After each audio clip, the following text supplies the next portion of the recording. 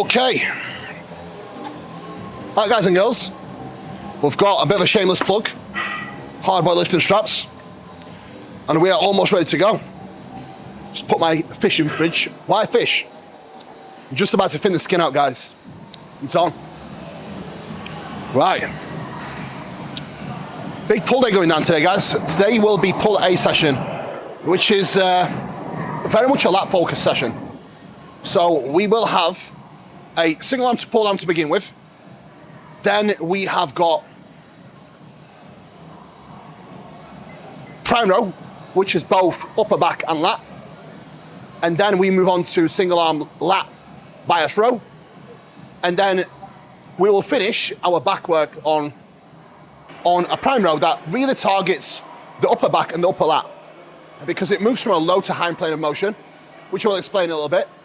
And then to finish off on, we do have a new pull down in that I really, really like. Resistance on it's great, and it does allow you to really get the most out of your upper back and lats to a degree. So very much looking forward to getting that done.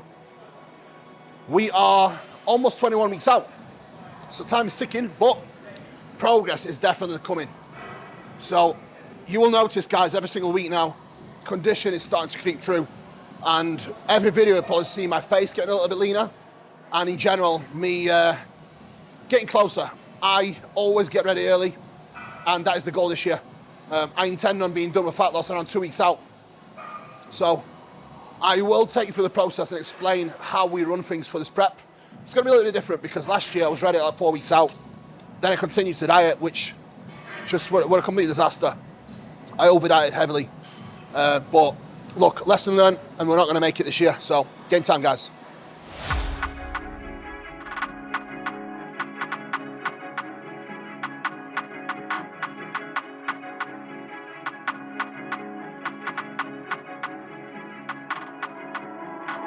I'm a 10 out of 10 all across the board. Price written up, you can check the score. I fucking hate planks. I fucking hate them. But I make a point of doing them because I hate them. Right. Quick warm up.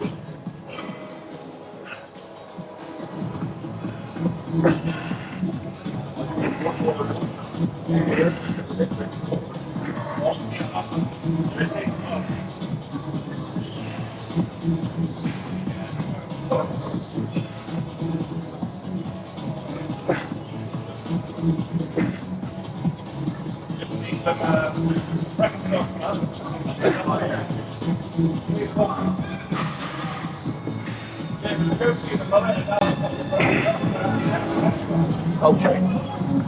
Right, that is 8 kilos heavier at this point now in comparison to his last prep.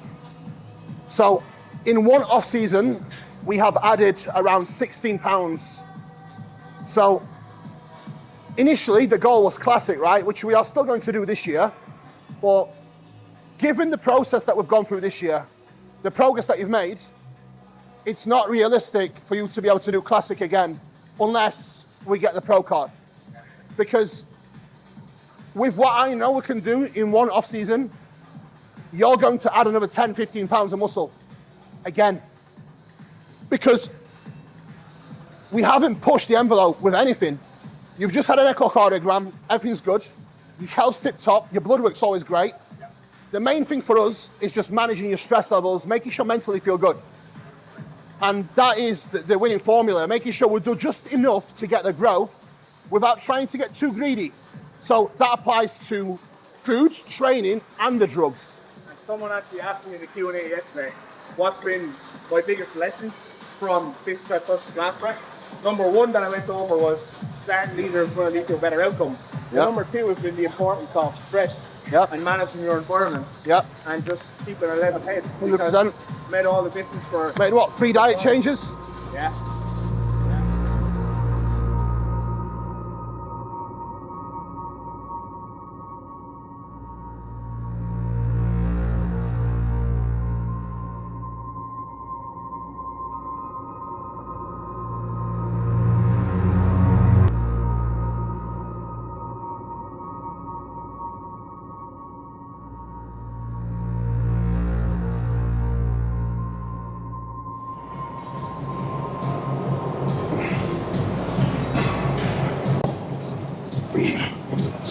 Right, guys and girls. Beginning the session, I always start my sessions with some sort of primer or warm-up, right? Now, the whole purpose of that is, one, preparing physically for the work ahead, but also mentally. So 2 sets of planks generally just gets me warmed up and allows me to be more mindful of my core and bracing. 2 sets of the pullover, blood flow into the lat and shoulder area before I actually get stuck into my heavy work now. Generally takes 5 minutes. That 5-minute warm-up allows me to have more productive sets and workouts in general, because mentally I'm more ready to do so. So always do some sort of warm-up, just make sure it doesn't take away from the actual sessions and make sure it's short and compact. 5 minutes max.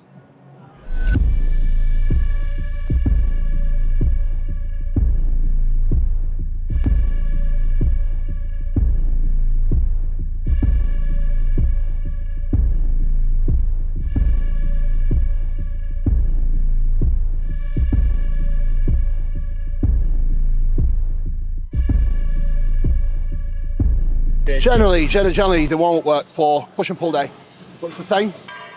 Planks and pullovers. For lower body day, it's usually planks and a split squat. So again, it's pre-prep, right? It's allowing me to test myself out if I can actually access these deep ranges of motion. The same for upper body work. If I can do a lateral pain-free and a pullover, it means I'm ready to go. There's nothing really that needs addressing. If I can't do it, some feels off, potentially need to be more cautious from a workout. The same applies for my leg day, right? If I cannot do a split squat pain-free, something's probably off. Therefore, I need to be more careful. So it's not just a warm-up, but also like a test as well. The focus on this exercise is targeting the lat. So the ability to have these handles in slight external rotation is amazing because it allows you to get that shoulder in and elbow tracking in, which will, to a degree, bias the lat much more. Any exercise that allows you to have this movement here when trying to target the lat is going to be far more superior than this here. Now, ultimately, when training the lat, the arm path is by far the most important factor. It's not necessarily grip. However, if you can change your grip position to this, it will obviously help getting that shoulder externally rotated. So if you do have the option to use a machine that offers you some external rotation or use cables, always try and get in this position, keeping your elbow tracking in. So as a reference point, this will target the lat more. End point is here, finishing with upper arm parallel to the rib cage. As you reach forward, try and cue reaching forward and up. As you can see here, guys, you can easily test your range of motion through this. Extend your arm out, rotate out, lift up. This is the max I can go with comfort. Anything above this is no-go. That's your range of motion done. That is a test that you can use before going into any lat biased or lat focused movements. Lat focused movements. Now, remember this, guys, as well. Lat bias means trying to target an area of your back. It does not mean isolation. It's impossible to completely isolate your entire back.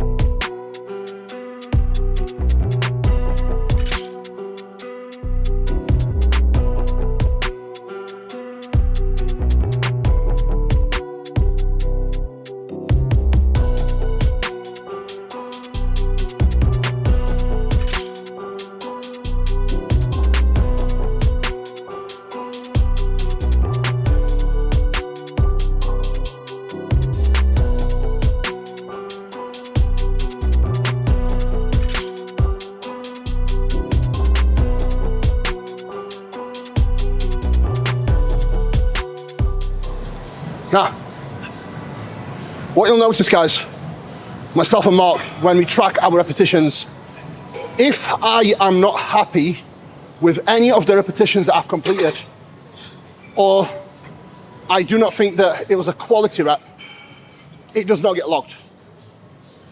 12 reps were clean. The last one wasn't. If I was to log 13, there's no way I would possibly be able to progress the next time I come to this exercise. So you have to be smart with the way you utilize progressive overload. Keep the reps that you track standardized, because if you're logging scrappy, poor quality reps, you are not going to get much progression out of yourself.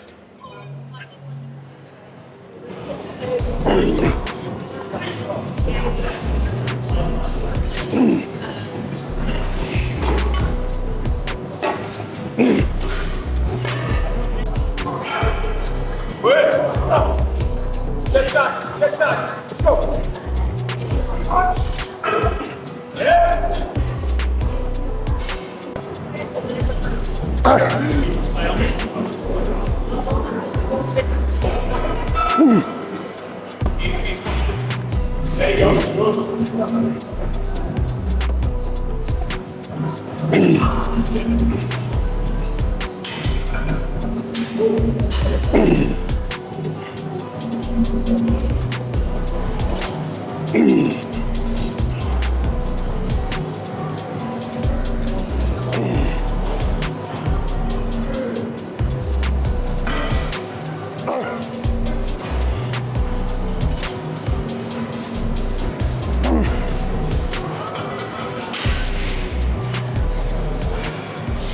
Oh, fucking hell. We better not get too small doing high reps, Mark. Yeah. We better not get too small doing high reps. Mate, I'm fucking enjoying the higher reps. I know. I am. It's mad. I mean, you've got guys who barely look like they lift, saying you only need to train in rep ranges of 5 reps, but you've got some of the best bodybuilders that ever existed solely training in rep ranges of 10 to 15 or 8 to 12. Success leaves clues, guys.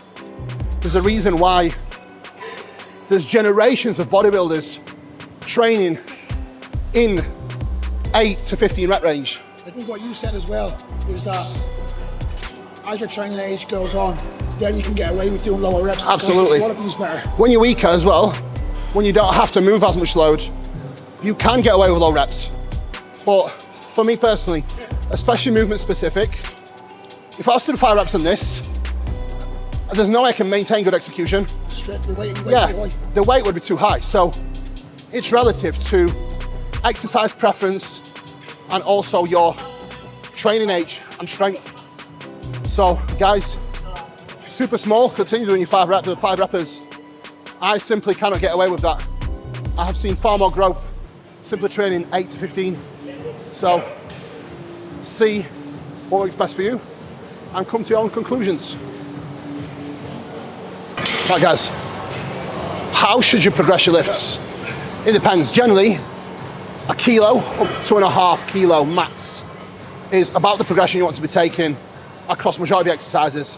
Leg press, yes, you can afford to put a 5, 10 kilo on, but generally when it comes to pull downs, your presses, smaller exercises, still compound exercises, you want to be aiming to add consistently a kilo or 2.5 and try to aim to match the reps from the previous session.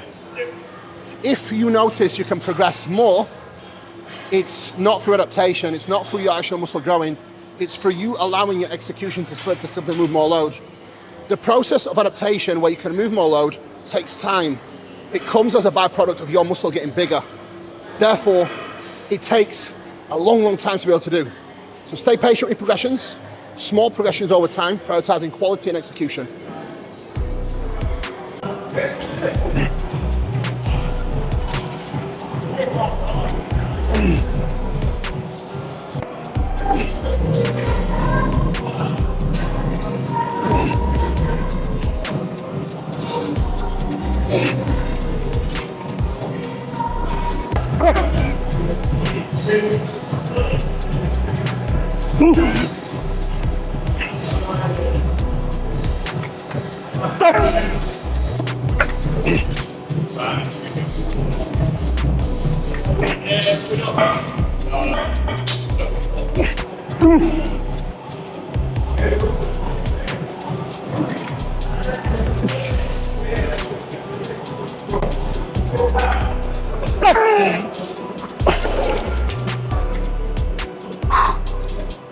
Okay. Last one still good? Okay. Actually, feels good, this. Feels really good. I think we just need a few rotations to get. Yeah. Yeah. I like it. Okay, let's go. Alright guys, exercise number 1. Single arm lat bias pull down. Followed by an upper back bias row. However, even though this is an upper back focus row, you will still train your lats to a degree. Like I mentioned before, it's impossible to completely isolate a division of your back. You can only target a specific division of your back more than one another based off your exercise selection and execution. Now, this exercise, for me personally, it's a mixture of both, upper back and lats. So, on this movement, I tend to just aim for maximum range of motion. I do not overthink my arm path. My arm path just sits where I can actually get the most range of motion from the scap. The goal here, and what I try to imagine, is allowing the scapula to glide across my rib cage. So full protraction elevation of the scapula, full stretch, aiming to hide my pecs and my shoulders. Then as I drive my elbows through and back, I almost imagine that my back is a double door. You know the double doors that you walk through, right? So fully open and then fully close the other way. That's what I have in mind when I'm trying to go for each rep. Now, double doors being your upper arm. Fully closed, fully open.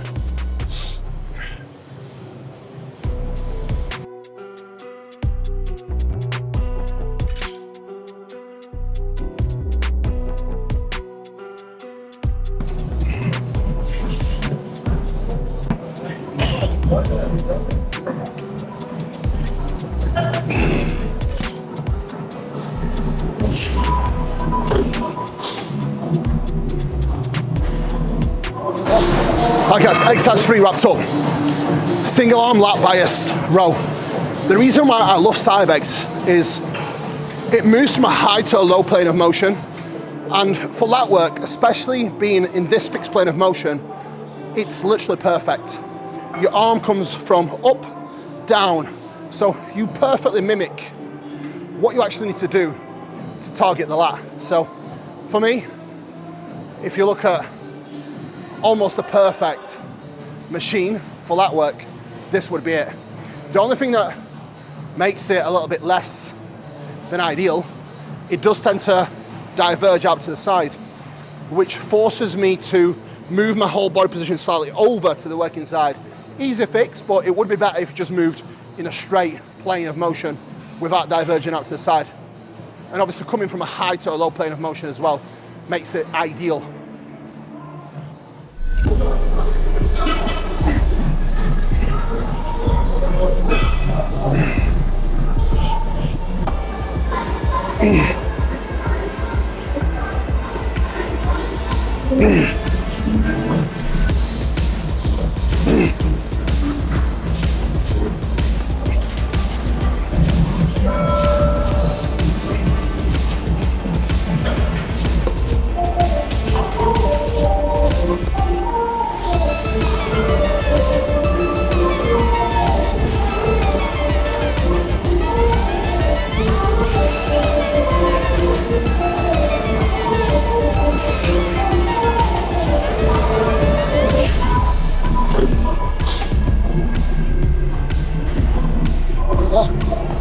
Do you know what I don't understand?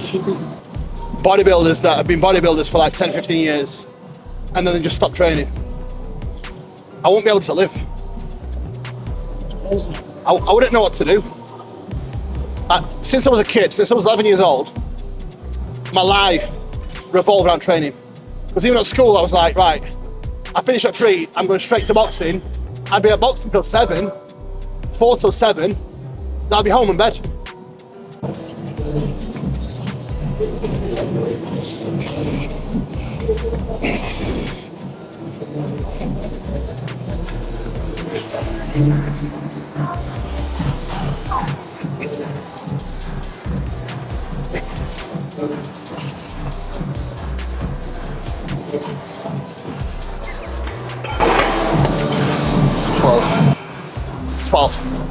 Last one wasn't I wasn't entirely happy with the last one, so I'll mark that as a 12. Next session, I'll aim to actually get 13 tidy reps. That will be the goal, and that will be a form of progression. So you've got to be very smart and strategic with what you actually write down in your logbook. See what I did there? Write it down. Yes, I do actually have notes on my logbook. I always write stuff down as to what I want to improve upon next session and some cues that I want to remind myself. That's what logbook's for. Not just your numbers, but also mental cues. See what I did? Write it down.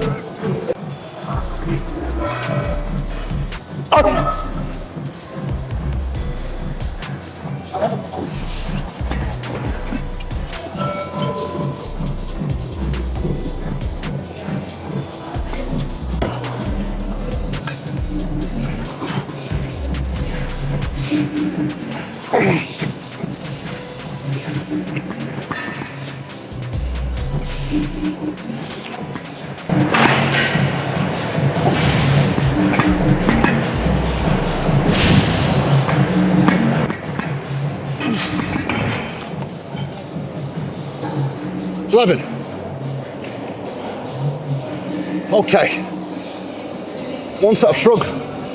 Now the reason why I've actually gone over this many times, so I'm not going to go too much detail with it, but the reason why I do it on a chest supported shrug on this exercise is this shrug variation actually targets your entire trapezius muscle, which starts in your mid back and it goes all the way into upper back into your neck. So if you want an effective exercise for your traps, this is the one. If you do not have this, we can actually do this on an incline bench with a dumbbell. The same on this row. You don't have a row like this that moves from high to low plane of motion. You can do it on an incline bench with dumbbells, or you can set up a bench on an incline and do it on cables as well. So you've got options. Right, last set for back is going to be the upper back pull down. So let's get it. Now for me and Mark, right, when it comes to upper back pull down, taking the pronated grip actually does very little for me and Mark. We actually get very short range of motion. So for me and Mark, taking a neutral grip or even slightly semi-supinated, yes, it's going to change the arm path. Yes, it's probably more suitable for that training, but for me and Mark especially, for me and Mark specifically, it works so much better, even for upper back. So look guys, I did actually say this on the pull down, your hand positioning doesn't play a role as much as your arm path does with your lat or upper back training. Your arm path is by far the most important.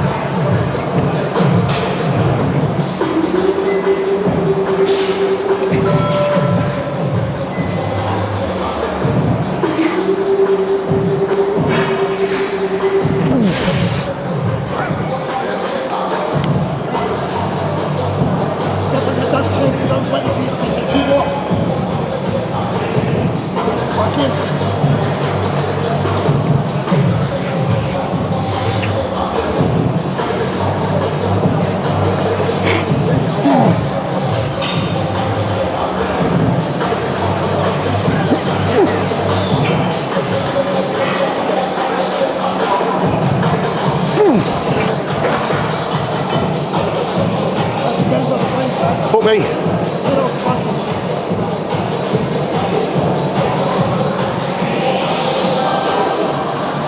That felt really good regardless. Right.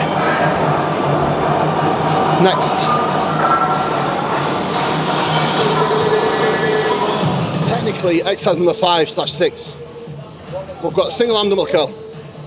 Now, utilising a preacher bench makes it a perfect exercise to truly isolate your bicep because you get the opportunity to completely lock your upper arm in. Now, the trick on this to improve this exercise and the resistance profile is lifting your upper arm up. So the way I like to position myself is not entirely having my upper arm facing directly down, but I tend to lift up slightly. So I actually place my armpit on the top of this pad and jam my tricep into the upper portion of this pad, lifting my elbow up gently. This way, what you'll notice is the resistance is actually heaviest in stretch/mid-range, and it does drop off slightly as you start to curl through, making the resistance more stretch biased, which technically is going to be more beneficial when it comes to trying to stimulate hypertrophy or get the gains on. So, bicep work 101. That's how you get huge bicep. Starting position, I like to start in a contracted position here and then come into stretch.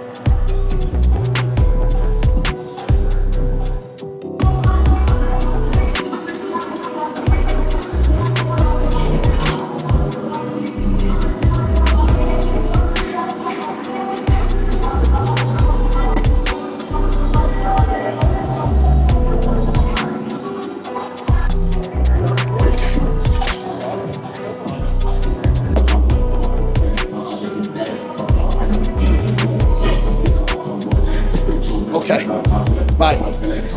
What I tend to do when bicep work and my rear delts, I do zigzag sets. So this is a little touch, a little warm up. I will touch my rear delt, then get stuck to the working sets.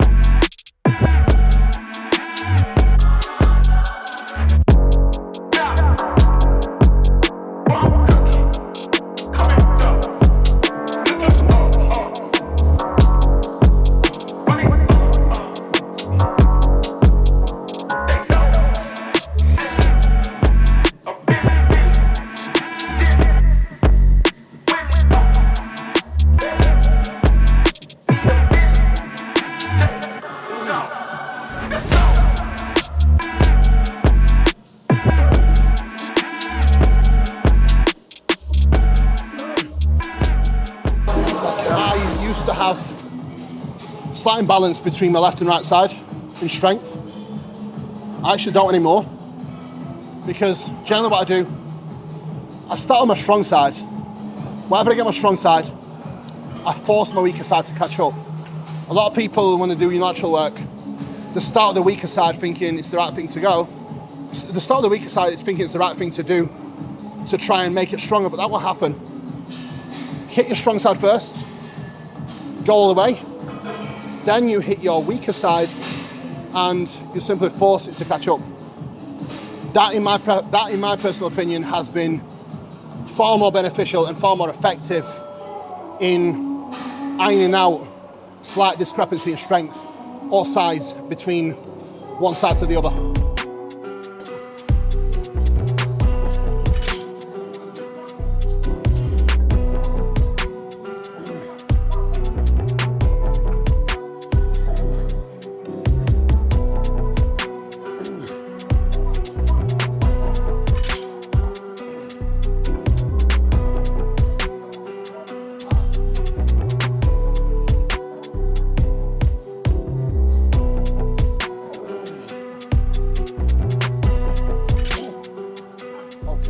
The reason why I used to fall out with the logbook constantly is because I never understood the concept of true progressive overload. I never understood that progression is supposed to be slow, it's supposed to be controlled.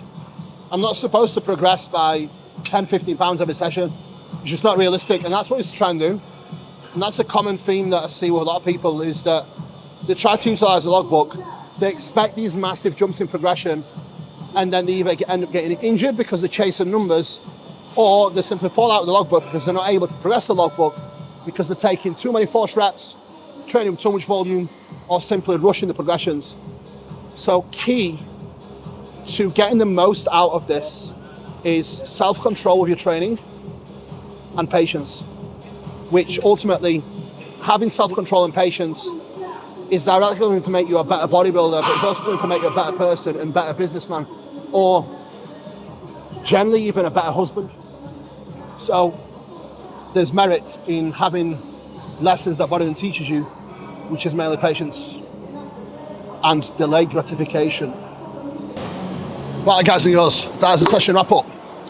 My MPS Max blackcurrant flavour, which is epic, with 1 gram of magnesium.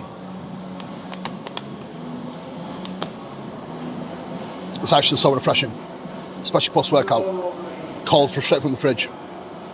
Love it. Now, I'm not sure why, but the blackcurrant flavour is really, really, really good. For me, it is anyway. And the reason why I've switched to have my MPS post-workout is because the length of my sessions now is somewhat shorter. Yes, I am only doing 2-3 working sets less than I normally would when I actually trained with frequency of every 5-day training. It still shaves off about 20 minutes of the training session. So normally I'd probably train for like 2.5 hours. Now my sessions are down to like 2 hours. So it's still lengthy session, but I do not need my protein serve in mid-session. So I just have my performance fuel, which I start sipping as I start warming up. And then I actually get into my working sets with already some intra in me. And then as soon as I finish, I have magnesium MPS to finish the session. Now, session recap, guys. Progress pretty much across the board. Minimal progressions in load.